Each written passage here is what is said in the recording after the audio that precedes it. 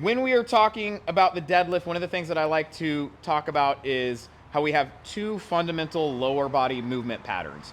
We have a squat and we have a hinge. Yes, you guys are so good. Good.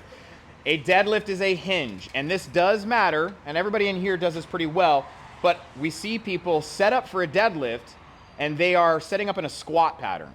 And so while they're picking something up off the ground, they're deadlifting, they're not actually hinging, meaning they're not strengthening the muscles that the deadlift is meant to strengthen, specifically our posterior chain. To target and strengthen the posterior chain, you have to set up in a hinge position. So how do we do that? Okay, we talk about this all the time. It's about building tension.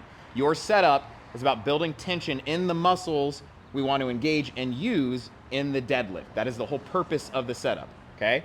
So when we set up, we want the bar touching the shins, and I'm gonna think in a process of how do I get tension throughout my body. The first place I'm gonna try to find tension is my hamstrings. How do I do that? I overemphasize the hinge, like we did in the warm-up with the good morning and the Romanian deadlift. Overemphasize, right, this almost straight-legged deadlift position.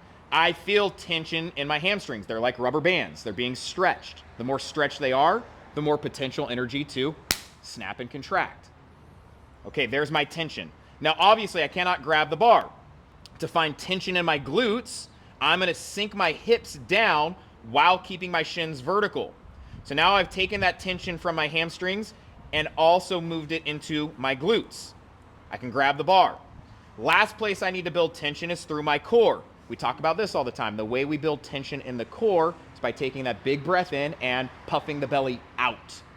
When we puff the belly out, we engage our external obliques. That is your body's bracing mechanism. It's its own belt, okay? So again, step one, hamstrings. Step two, glutes. And finally, step three, big breath in. Find the tension. I'm nice and tight, and I'm ready to drive that tension through the floor, okay? The more tension you build, the stronger and safer the deadlift will be. The more power and the more strength you will build, okay?